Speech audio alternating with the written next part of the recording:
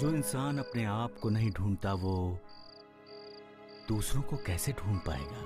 अपने आप को भी ढूंढना होता है साईं। गुरुदेव, जो अपने आप को नहीं ढूंढ सकता यानी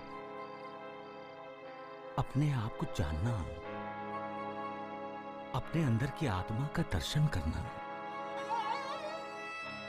अपने अंदर ज्ञान का जो प्रकाश है उससे अपना जीवन प्रकाशित करना। जब अपना जीवन प्रकाशित हो जाए तब दूसरों की खोज आसानी से की जा सकती है। कोई मिसाल दे सकते हो तुम? एक तपस्वी साधु का शिष्य था। कई वर्ष कोशिश करने के बाद भी वो ध्यान नहीं लगा सका। आखिर वो अपने गुरुदेव यानी उस तपस्वी साधु के पास गया। बोला, इतने वर्षों से मैं ध्यान लगाने की कोशिश कर रहा हूं लेकिन ध्यान लग ही नहीं रहा। तो फिर तपस्वी साधु ने क्या कहा? साधु ने कहा, तुम इस देश के राजा के पास जाओ, ध्यान कैसे लगाया जाता है वो तुम्हें शिक्षा देंगे। एक राजा? हाँ गुरुदेव। वो राजा के पास गया और जाकर उसने देखा कि राजा तो मदिरा और मदिराक्ष में डूबा हुआ है। हाँ गुरुदेव, ऐसा ही हुआ। नर्तकी का नृत्य देखने वाले राजा को देखकर शिष्य लौटने लगा। तो राजा ने उसे रोका और जब उसे ये पता चला कि शिष्य को साधु ने भेजा है तो उसने शिष्य को कहा कि अब आए हो तो हमें आतिथ्य सत्कार का अवसर दो, यही? बिल्कुल ऐसा ही हुआ गुरुदेव। आराम शिष्य ने कभी देखा नहीं था। उसे देखने को मिला, उसे अनुभव करने को मिला और रात के भोजन के बाद जब उसे भव्य और ऐश्वर्य संपन्न शयन कक्ष में सोने को मिला तो वो जी भर के सोया होगा, और क्या? नहीं गुरुदेव, शिष्य एक पल के लिए भी नहीं सो सका। क्यों? क्यों नहीं सो सका?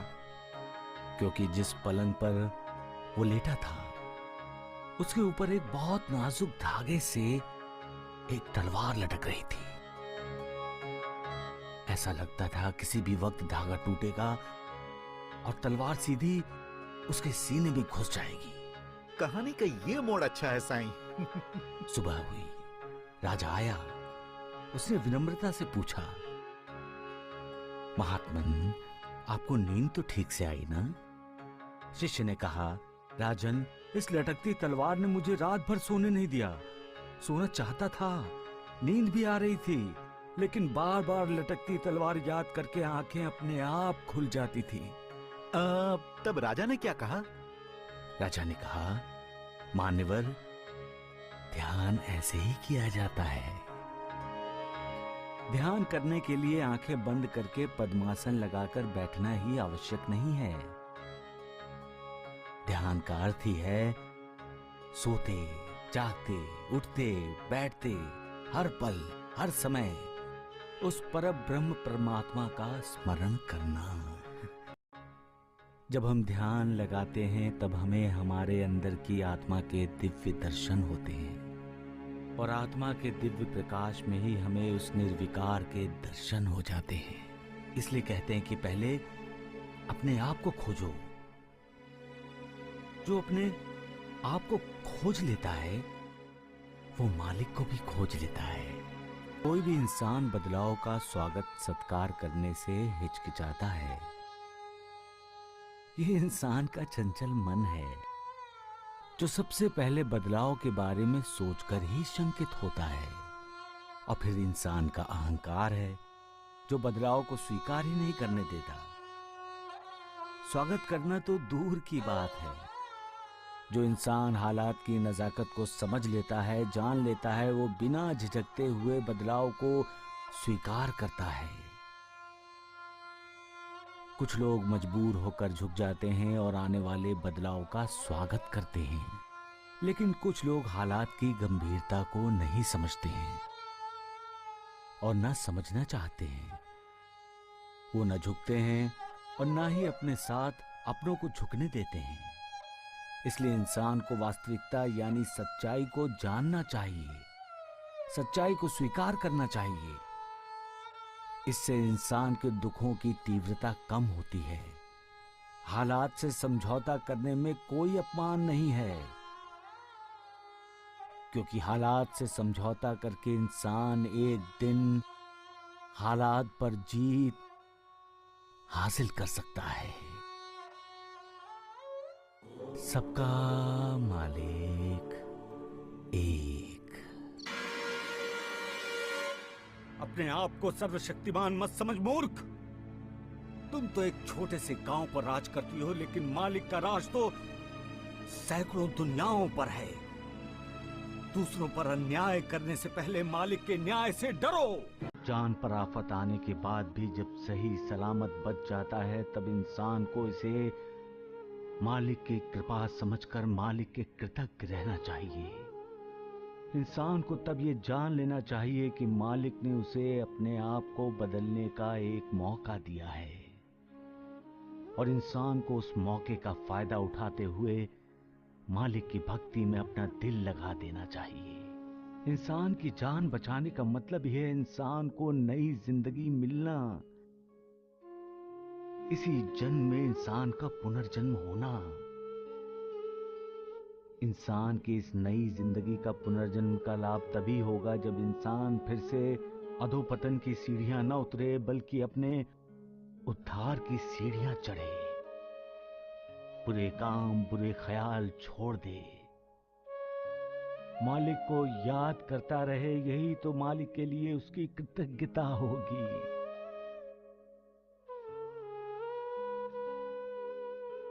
सबका मालिक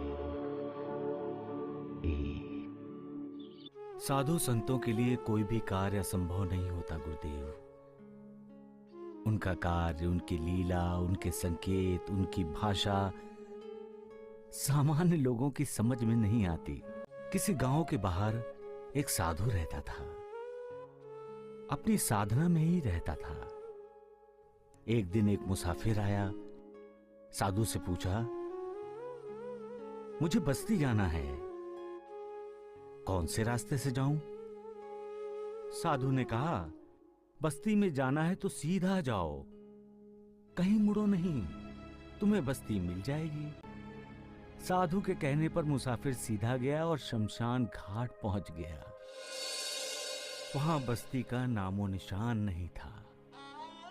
मुसाफिर गुस्से से लौट आया और साधु से बहस करने लगा, मुझे बस्ती का रास्ता चाहिए।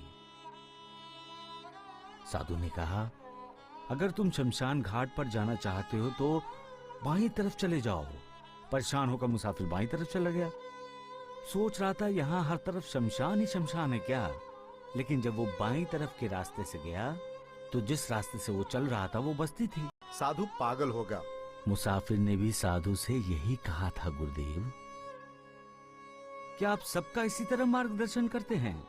तो फिर पागल साधु ने क्या कहा? साधु ने कहा, जैसी मेरी समझ है वैसा ही मेरा समझाना है। जो शमशान में चले गए हैं वो हमेशा हमेशा के लिए वहां बस गए हैं, इसलिए मेरी समझ के अनुसार वो बस्ती है, और जिसे तुम बस्ती मान रहे हो वहां के सारे शमशान जाने की तैयारी में लगे हैं। अर्थात वहां कोई बसा नहीं है, इसलिए मेरे लिए वो शमशान है। गुरुदेव, ऐसी होती है साधुओं की भाषा, ऐसे होते हैं उनके संकेत। गुरुदेव, हम जीवन के चारों तरफ देखेंगे तो हमें मृत्यु ही दिखाई देगी। दुख, पीड़ा, चिंता ही दिखाई पड़ेगी, कुछ सार नहीं दिखाई देगा।